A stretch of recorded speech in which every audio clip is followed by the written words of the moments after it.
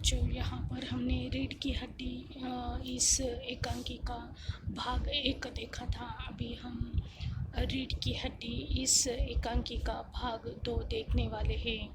तो बच्चों, यहाँ पर भाग 1 में हमने पात्र परिचय लिया था और पात्र परिचय के साथ साथ हमने कहानी को भी आगे बढ़ाया था।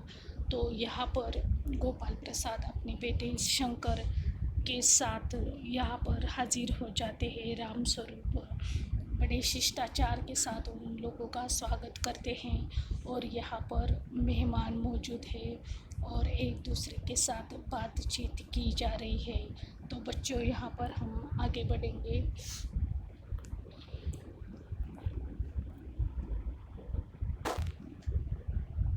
तो बच्चों, यहाँ पर टैक्स की बात हो रही थी। तो शंकर कहता है कि ज़्यादा चीनी लेने वालों पर सरकार टैक्स लगाएगी। तो गोपाल प्रसाद जी कहते हैं, चाय पीते हुए, सरकार जो चाहे सो कर ले, पर अगर आमदनी करनी है तो सरकार को बस एक ही टैक्स लगाना चाहिए। तो यहाँ पर कौन से टैक्स की वो दरअसल बात कर रहे हैं वो आगे आया है। तो गोपाल प्रसाद कहता है कि अगर आमदनी चाहिए, सरकार को अगर अपनी आमदनी बढ़ानी है तो उन्हें केवल एक ही चीज़ पर टैक्स लगाना चाहिए। राम स्वरूप शंकर को प्याला पकड़ाते हुए कहते हैं कि वह क्या? तो गोपाल प्रसाद कहते हैं, खूबसूरती पर टैक्स।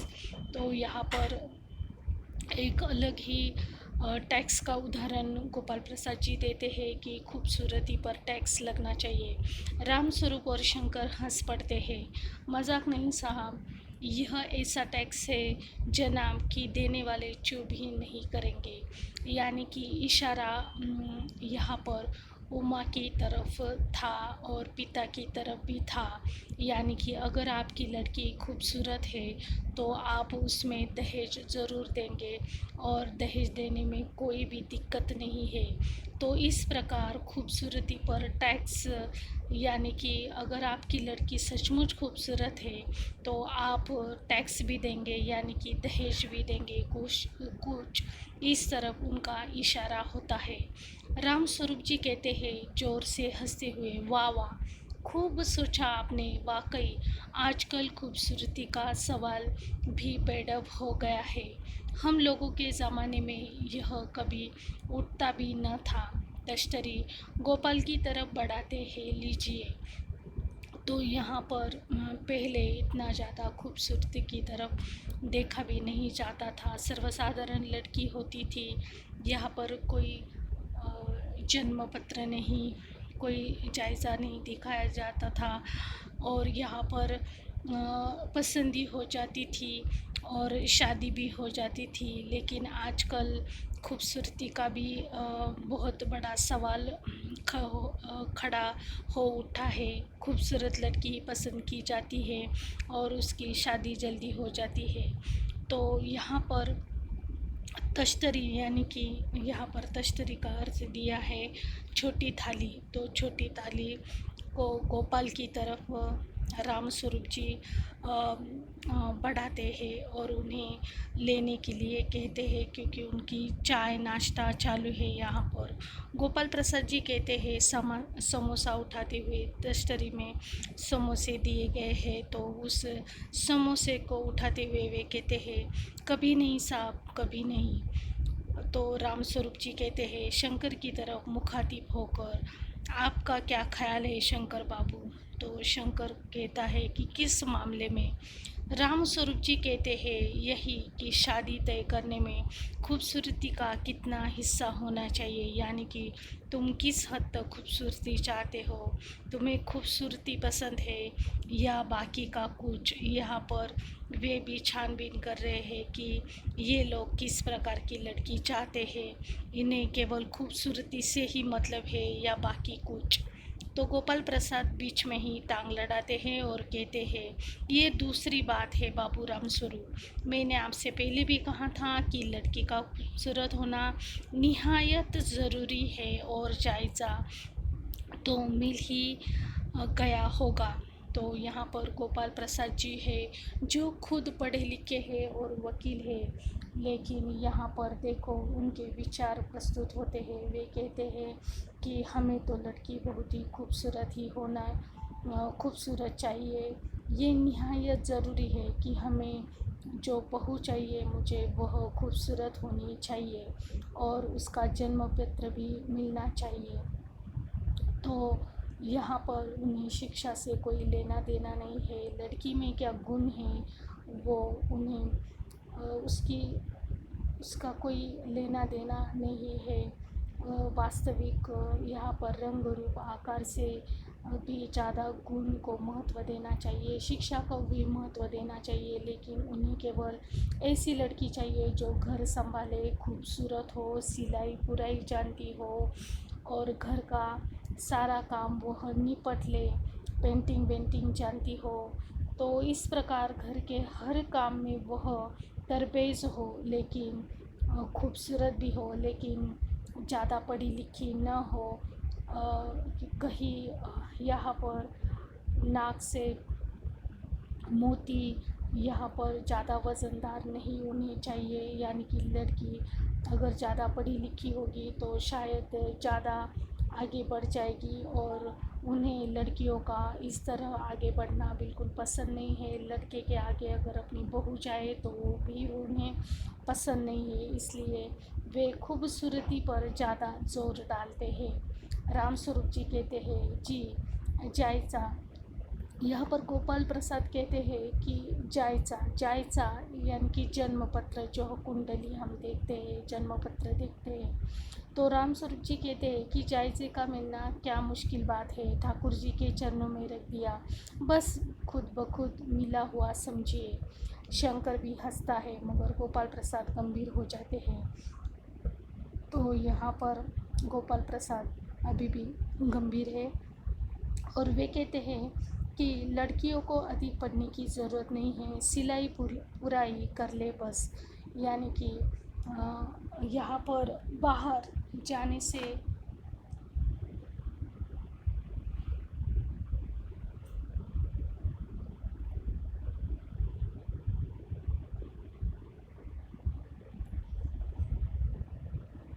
तो बाहर जाने से अच्छा है कि वह घर में ही सिलाई पुराई कर दे और घर का ही काम संभाले। राम स्वरूप जी कहते हैं हाँ हाँ, मेज़ को यानी कि थोड़ा सा वे भी क्या करते हैं यहाँ पर उनकी हाँ में हाँ मिलाते हैं और हाँ में हाँ मिलाते हैं। यहाँ पर मेज़ को एक तरफ सरका देते हैं, फिर अंदर के दरवाजे की तरफ मुंह कर ज़रा ज़ोर से अरे ज़रा पान भिजवा देना। तो यहाँ पर शिष्टाचार हो रहा है, मेहमानों की मेहमान नवाजी हो रही है। तो यहाँ पर वे प्रेमा को बोलते हैं कि पान ज़रा वह भिजवा दे। उमा पान की तश्तरी अपने पिता को देती है। यहाँ पर उमा आ जाती है और तश्तरी में पान लाती है। उस समय उसका चेहरा ऊपर को उठ जाता है और नाक पर रखा हुआ सुनहरी रिम वाला चश्मा दिखता है। बाप बेटे चौंक उठते हैं क्योंकि उन्हें खूबसूरत लड़की चाहिए थी, चश्मे वाली लड़की बिल्कुल भी नहीं चाहिए थी, इसलिए वे चौंक जाते हैं और दोनों एक साथ कहते हैं चश्मा। तो राम स्वरूप जी ज़रा सब सक पका कर कहते हैं कि जी वह पिछले महीने में इसकी आँख दुखने लग गई थी, सो कुछ दिनों के लिए चश्मा लगाना पड़ रहा है। तो यहाँ पर बात को छिपाने की कोशिश राम स्वरूप जी कहते हैं असल में उमा को चश्मा होता है, वह उसे चश्मे का नंबर है और हमेशा के लिए उसको उसकी आँखों को चश्मा होता है, लेकिन बात को छिपाते हैं और कहते हैं कि नहीं, पिछले महीने उसकी आँख दुखने लगी थी, इसीलिए उसने थोड़ी दिनों के लिए यह चश्मे का उपयोग वह कर रही है। तो गोपाल प्रसाद जी कहते हैं कि पढ़ाई वढ़ाई की वजह से तो नहीं है कुछ। तो गोपाल प्रसाद जी है वो थोड़ी सी छानबीन की तह तक जाते हैं और कहते हैं कि कहीं पढ़ाई के कारण तो उसने वह चश्मे का इस्तेमाल नहीं करती। तो यहाँ पर रामस्वरूप फिर से छिपाने की कोशिश में, नहीं साहब वह तो मैंने अर्ज़ किया ना, यानी कि मैंने आपको बताया ना। गोपाल प्रसाद जी कहते हैं संतुष्ट होकर कुछ कोमल स्वर में, बैठो बेटी। तो रामस्वरूप जी कहते हैं वहाँ बैठ जाओ उमा, उस तख्त पर। अपने बाजे बाजे के पास उमा बैठती है। तो यहाँ पर रामस्वरूप क्या करते हैं, ज़ोर डालते हैं, वे अपनी लड़की की जो कलाकारी है वो मेहमानों को दरअसल दिखाना चाहते हैं, क्योंकि उमा अच्छी गायक भी है और वह बजाना भी जानती है, सितार वादन भी जानती है और हारमोनियम बजाना भी वह जानती है, पेंटिंग्स भी उसे आती है, सिलाई बुनाई भी आती है। इस तरह से उमा बहुत ही गुणवान लड़की है और यही दिखाने की कोशिश उसके पिता कर रहे हैं। तो उमा कहती है, गोपाल प्रसाद जी कहते हैं चाल में तो कुछ खराबी नहीं, चेहरे पर भी छवि है, हाँ कुछ गाना बजाना सीखा है। रामस्वरूप जी कहते हैं सितार भी और बाजा भी, सुनाओ तो उमा एक आध गीत सितार के साथ। यहाँ पर पिताजी ही यहाँ पर बोलते हैं उमा को कि कोई एक अच्छा सा गीत सुना दे जिससे मेहमान खुश हो जाए।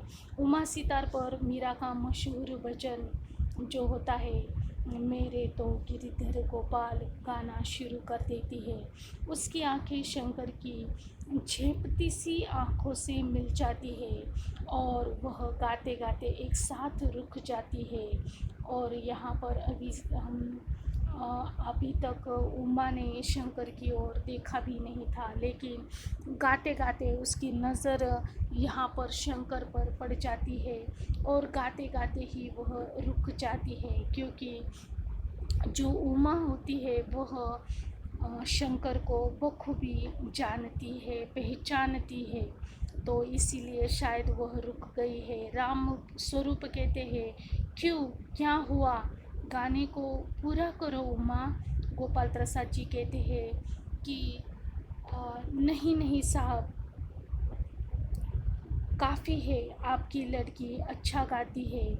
उमा सितार रखकर अंदर जाने को बढ़ती है।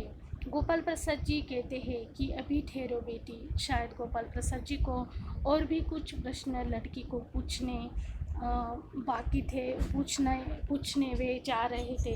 रामस्वरूप कहते हैं थोड़ा और बैठी रहो उमा। उमा बैठती है। तो इस प्रकार उमा को बैठने के लिए कहा जाता है, उमा बैठ जाती है। आगे देखेंगे बच्चों। गोपाल प्रसाद जी कहते हैं उमा से तो तुमने पेंटिंग वेंटिंग भी सीखी है? उमा चुप। रामस्वरूप जी कहते हैं हाँ, वह तो मैं आपको बताना भूल ही गया। यह जो तस्वीर टंगी है कुत्ते वाली, इसी ने बनाई है और वह उस दीवार पर भी। तो यहाँ पर रामस्वरूप अपनी लड़की की तारीफ़ कर रहे हैं और कहते हैं कि वह पेंटिंग भी जानती है और जो दीवार पर तस्वीरें लटकी हुई है वह उसी ने बनाई है। गोपाल प्रसाद जी कहते हैं यह तो बहुत अच्छा है, और सिलाई वगैरह? रामस्वरूप कहते हैं सिलाई तो सारे घर की इसी की जिम्मे रहती है, यहाँ तक कि मेरी कमीज़ें भी। हाँ हाँ हाँ। गोपाल प्रसाद जी कहते हैं ठीक, लेकिन हाँ बेटी, तुमने कुछ इनाम बिनाम भी जीते थे? तो उमा चुप रहती है। रामस्वरूप इशारे के लिए खांसते हैं, लेकिन उमा चुप है। रामस्वरूप जी को आशा है कि उमा कुछ कहे, अपनी ही तारीफ़ करे और उसे जो इनाम मिले हैं वो खुद बताए, लेकिन उमा यहाँ पर बिल्कुल भी दिलचस्प नहीं है। उसे कोई दिलचस्पी नहीं है, क्योंकि उसे पता हो रहा है कि ये किस प्रकार उसकी यहाँ पर पूछताछ कर रहे हैं और प्रश्न कर रहे हैं, और उसी तरह गर्दन झुकाए वह बैठती है। तो गोपाल प्रसाद अधीर हो जाते हैं और रामस्वरूप सब पकाते हैं, क्योंकि यहाँ पर जो उमा है वह कोई बात नहीं कर रही है, बात को छेड़ नहीं रही है, कोई सवालों के वह जवाब नहीं दे रही है। रामस्वरूप जी कहते हैं, जवाब दो उमा। गोपाल से, हाँ हाँ, ज़रा शर्माती है, इनाम तो इसने। तो यहाँ पर रामस्वरूप कहते हैं, बात को टालने की, छिपाने की कोशिश करते हैं और कहते हैं कि मेरी लड़की ज़रा सी शर्माती है। गोपाल प्रसाद जी कहते हैं ज़रा रूखी आवाज़ में, ज़रा इसे तो मुंह खोलना चाहिए। रामस्वरूप कहते, उमा देखो, आप क्या कह रहे हैं, जवाब दो ना। तो रामस्वरूप फिर से एक बार उमा से कहते हैं कि कुछ तो बोलो, यहाँ पर तुम्हारी आवाज़ सुनने के लिए या तुमसे बातचीत करने के लिए यहाँ पर मेहमान आतुर है। तो यहाँ पर उमा हल्की लेकिन मजबूत आवाज़ में, हल्की तो है लेकिन मजबूत तो होगी ही, क्योंकि उमा जो है वह पढ़ी लिखी है, बीए पास है, लेकिन उसके पिताजी ने उसकी ये जो शिक्षा है, उसकी डिग्री है वो छिपाई है, केवल मैट्रिक पास है यह कहकर उन्होंने मेहमानों को घर पर बुलाया था। भले ही खुद अच्छे विचारों पे पढ़े लिखे राम स्वरूप होने के, एक अच्छे लड़की के पिता होने के कारण वह होते हुए भी यह बात वे छिपाते हैं और केवल मैट्रिक पास है यही बतलाने की वह कोशिश करते हैं और उसकी शिक्षा छिपाते हैं। लेकिन ये बात बिल्कुल गलत थी। उन्हें तो अभिमान होना चाहिए था कि उनकी लड़की बीए पास है और उच्च शिक्षित है, लेकिन वह भी परिस्थितिवश यहाँ पर झूठ बोलते हैं। क्या जवाब दूँ बाबूजी, जब कुर्सी यहाँ पर उमा न चाहते हुए भी जो नहीं बोलना चाहिए था वही बोल जाती है, क्योंकि वह शिक्षित है, वह अच्छी तरह समझदार है, परिस्थिति को समझ सकती थी और इसीलिए उसने जवाब दिया कि जब कुर्सी मेज बिकती है तो दुकानदार कुर्सी मेज से कुछ नहीं पूछता, सिर्फ खरीदार को दिखला देता है, पसंद आ गई तो अच्छा, वरना।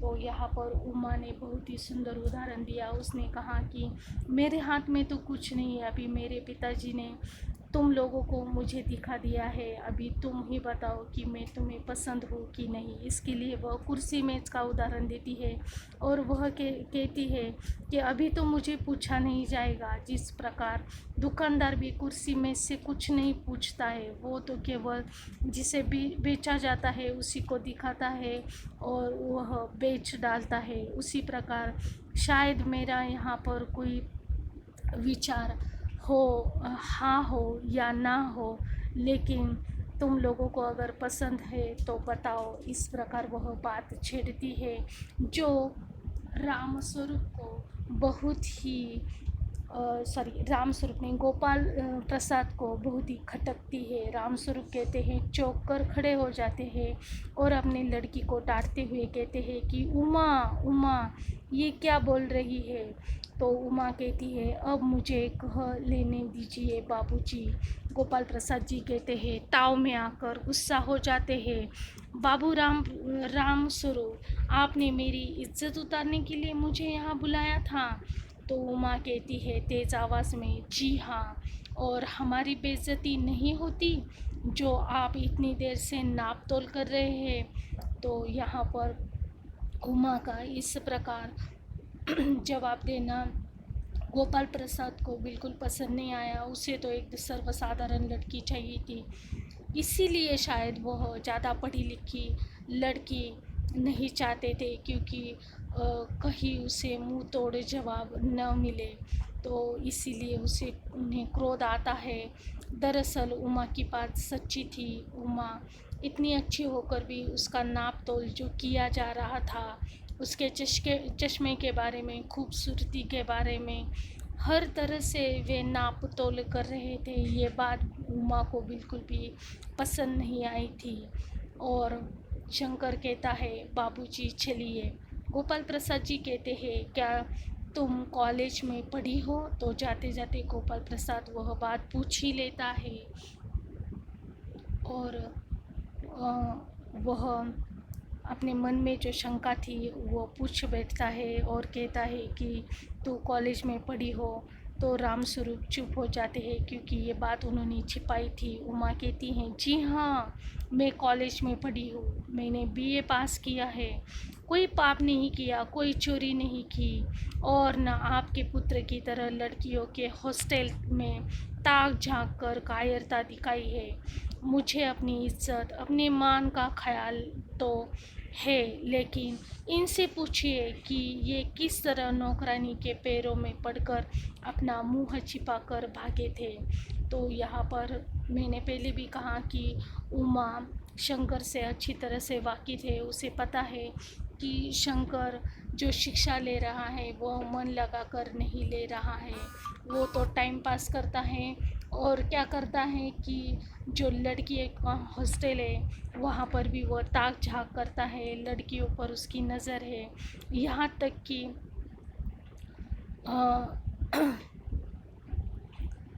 उस कोई एक नौकरानी थी, किस तरह नौकरानी के पैरों में पड़कर अपना मुंह छिपा कर भागे थे।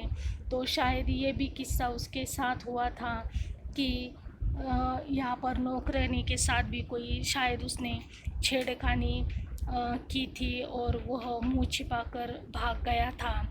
तो इस प्रकार के उदाहरण भी उमा को उमा उससे वाकिफ़ थे।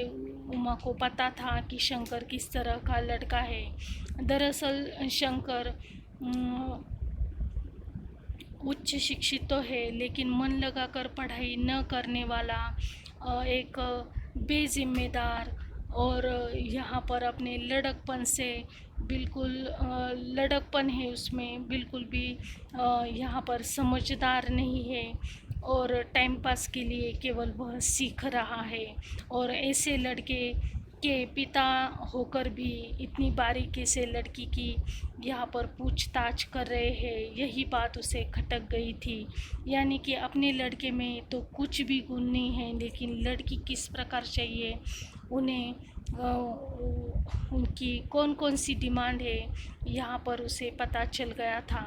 दहेज भी चाहते थे, लड़की भी खूबसूरत चाहते थे, सारा काम करने वाली, घर को संभालने वाली, इस प्रकार बहू उन्हें चाहिए थी, लेकिन ये नामुमकिन था। अभी रामस्वरूप कहते हैं उमा उमा डांटते हुए, वह उमा को चुप कराने की कोशिश करते हैं। प्रसाद खड़े ऐसे में कहते हैं, बस हो चुका बाबू रामस्वरूप, आपने मेरे साथ दगा किया।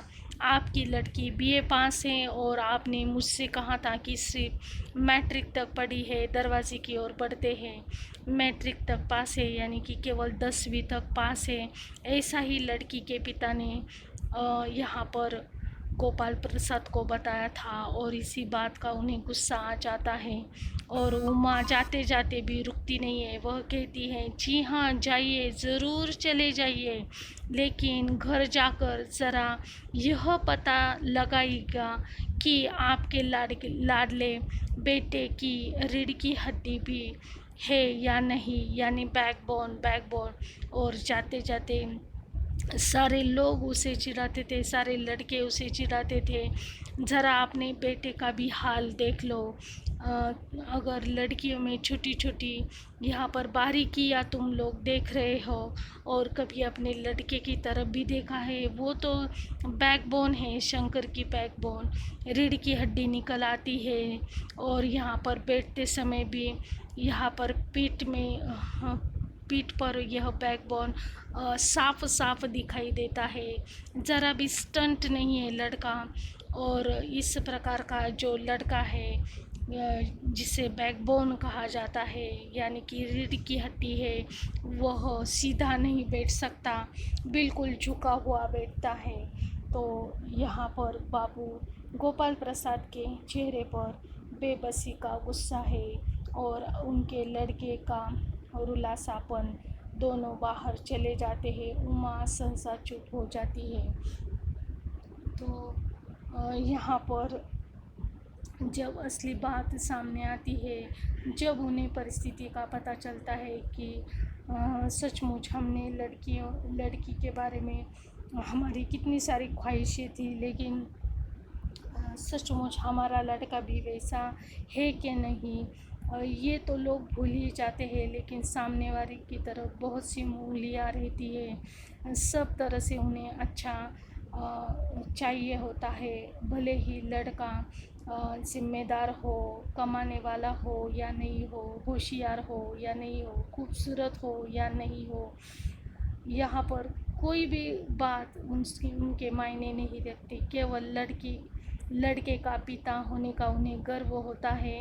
थोड़ा बहुत लड़का पढ़ लिया तो भी उन्हें गर्व हो जाता है और वह दहेज मांगने के लिए तैयार हो जाते हैं। तो इस प्रकार इस एकांकी द्वारा लेखक जो है यहाँ पर जगदीश चंद्र माथुर जी ने बहुत सुंदर विचार यहाँ पर प्रस्तुत किए हैं। और हमें यहाँ पर विचारधारा को हमें बदलना होगा और जो दहेज की प्रथा है उसे पूर्ण तरीके से हमें बंद करना होगा। दहेज न लेकर अगर हम सुशिक्षित अच्छे शिक्षा वाली लड़की से ब्याह करें तो वह घर के साथ साथ बाहर का भी काम कर सकती है। दहेज की कोई आवश्यकता ही नहीं। अगर लड़की अच्छी शिक्षा प्राप्त करती है तो अपने यहाँ पर जो दोनों घरों को वह रोशन करती है। आगे भी वह जो जब उसकी शादी हो जाती है तो वह अपने बच्चों को भी सिखा सकती है, बाहर भी नौकरी कर सकती है। बाहर के साथ साथ बहुत सारी लड़कियां हैं आजकल जो घर के साथ बाहर की जिम्मेदारी भी बखूबी निभाती है। और इसी प्रकार के विचार हमें रखने चाहिए, ना ही दहेज के और ना ही इस तरह के विचार हमें छूने भी चाहिए। तो इसी के साथ बच्चों आज का हमारा ये भाग 2 यहीं पर ख़त्म होता है, रीढ़ की हड्डी का। तो thank you students, thank you very much.